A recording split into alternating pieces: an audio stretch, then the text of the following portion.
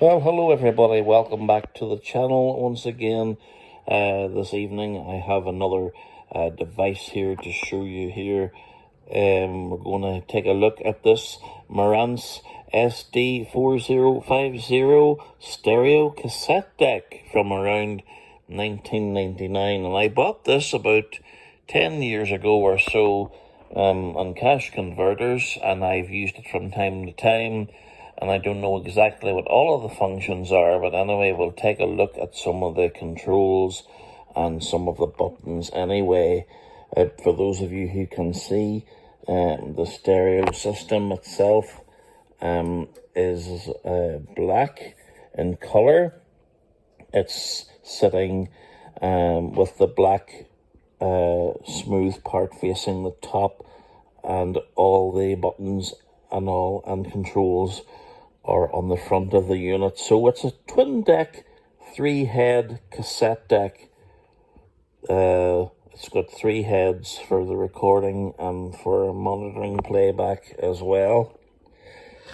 So on the very left hand side of the deck, there's 3 small switches going vertically downwards, and one of them, I think the top one, is for Dolby BNR or BR, and then the next one is for timer, and the one below that is for sync rev, whatever that means. Got the cassette door, and just to the right of the cassette door, on the very bottom, on the front, if you press that, that ejects the cassette deck, and then of course your mechanisms and your tape heads are all in there. And then on the very top, beside the cassette deck on the right, we have a little button there. That's your counter reset button. And then below that, we have some switches here. I think the first one is for rev sync, I think, and then you've got normal and then high speed dubbing. I had to get someone from Be My Eyes, the app that I use, to tell me some of these things, but I don't know if they're quite labeled as they seem, because some of the functions I've used are a bit different. But anyway, below those buttons, we've got 3 bigger round buttons. Actually, before you get to the 3 round buttons, underneath the 3 small buttons there's actually 2 oblong shaped small buttons, and they're for rewind and fast forward. And then below that, there are 3 small round buttons for auto reverse, stop and play, you know, for the other side of the tape. And then we've got a knob here, a round knob for the recording level. And then beside that, on the top, there's the display and all. I think that's what that is. And then there's 3 other buttons which control the other cassette deck on the right there.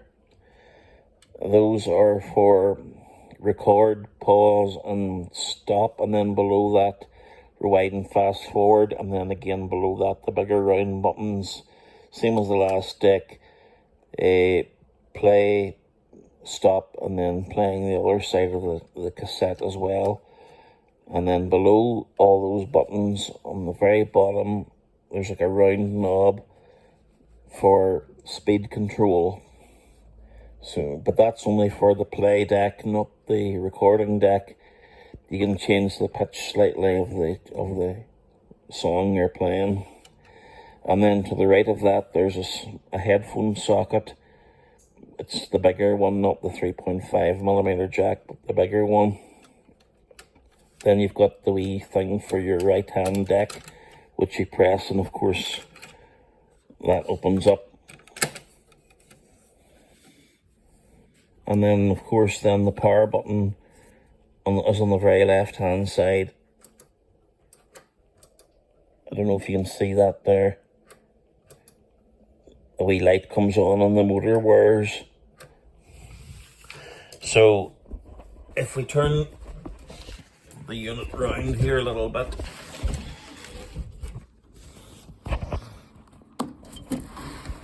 we have not much to see except the mains lead compartment there, and then beside that there's your remote control socket there, and then below that there's RCA inputs for the in and out channels, the standard white and red ones that you normally get, and that's really all there is to see.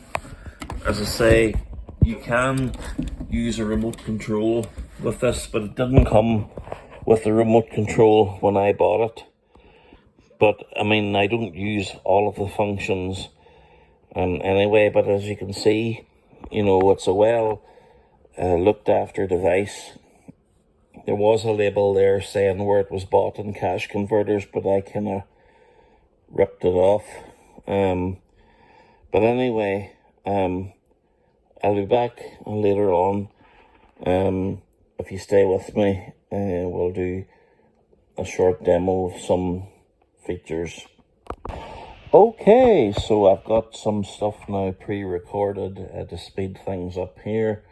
I recorded a little bit of music from the YouTube library on this cassette deck, so I'm going to play a bit of that back for you. And also, as well as that, I did do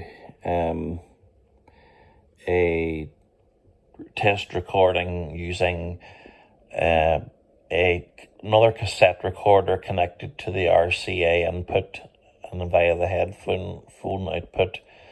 And the reason why I did that was because the cassette recorder that I was using as a microphone has a built-in monitor, so that you can hear while recording what's coming out from the microphone. So I did that and put it on pause.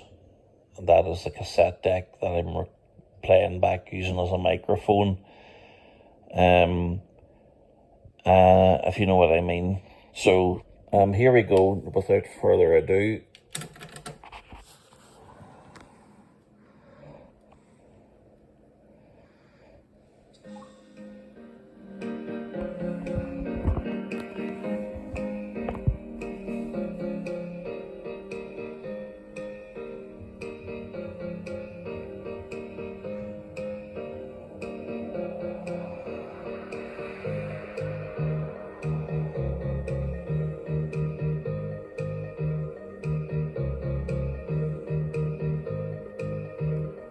Now I'm playing this on the left-hand deck.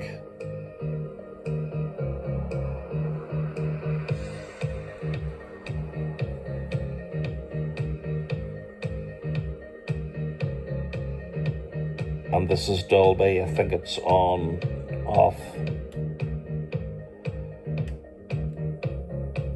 Turn that all the way up to the top. Middle, off.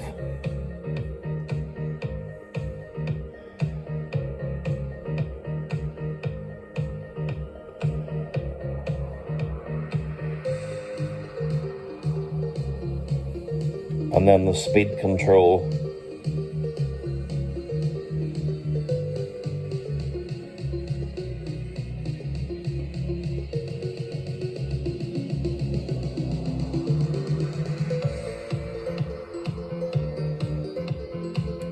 It only goes a certain speed.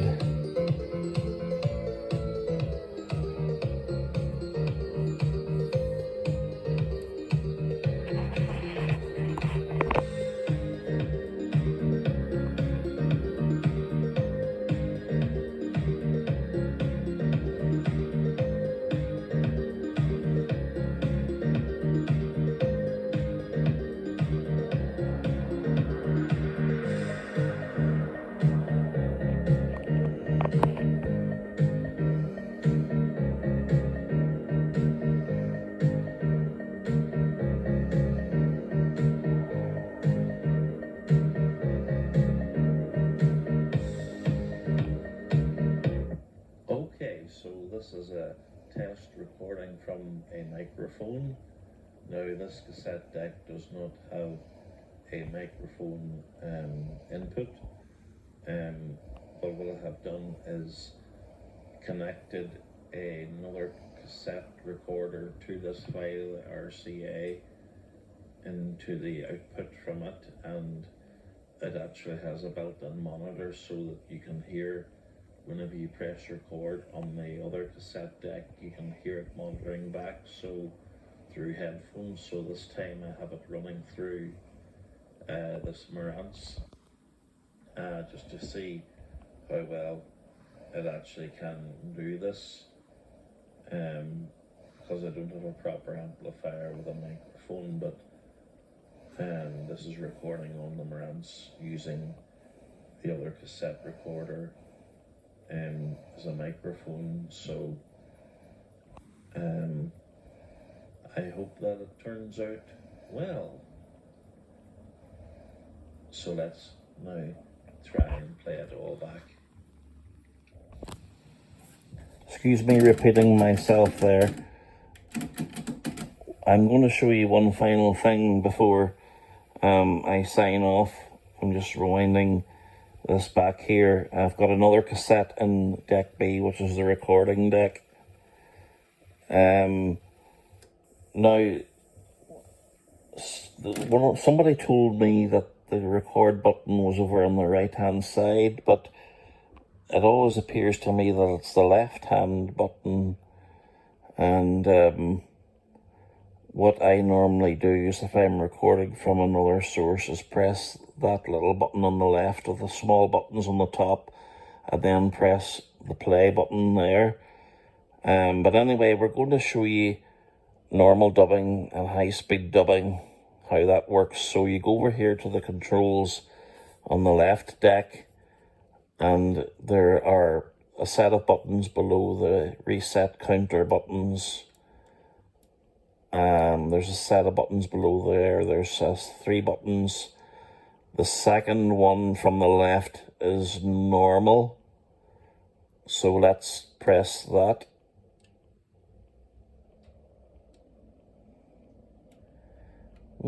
Doesn't appear to be working.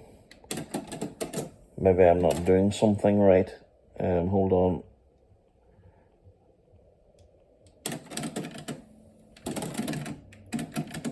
It worked that time, unless you need to press the synchro button. I have both decks rewound, so let's try it again, pressing the second one. Didn't do anything, but I'll press it again. Nope. Let's try pressing the synchro button, which is the first button, and then press the normal button.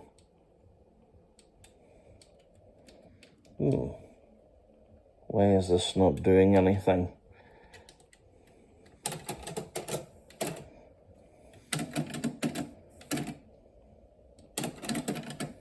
I did it that time okay.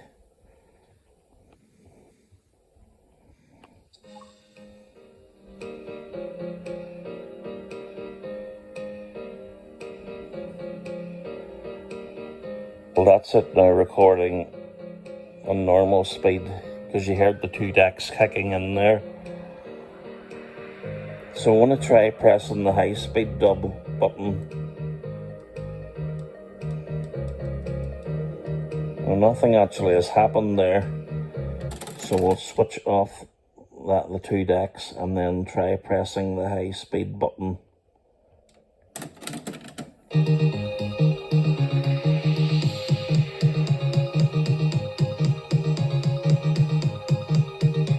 That sounds more like her. That's enough of that. Rewind that back.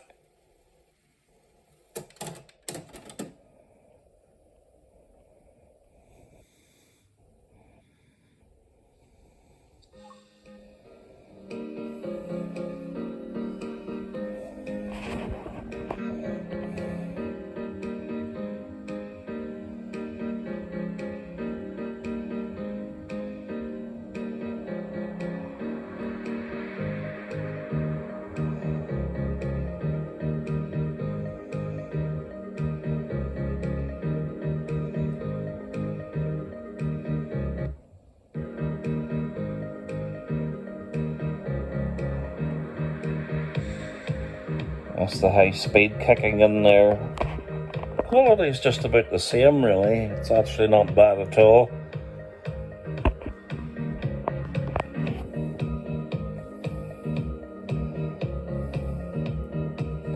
So of course, if you want to erase your cassette, you would turn the thing all the way down, the recording level, and make sure everything is plugged out, and all you need to do then is hit the record and then play, and of course then that starts then to erase the cassette.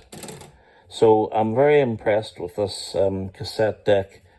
I bought this back in 2013, about nearly 11 years ago, and I did use it for quite a while as part of a stacking system, and then I downgraded to something a bit more modern, but I could not bear to get rid of the actual cassette deck itself, and I'm glad I didn't, because a few times I've connected it to the Stapletone music system and I've recorded from records and things on tape, and the sound quality actually is not too bad at all.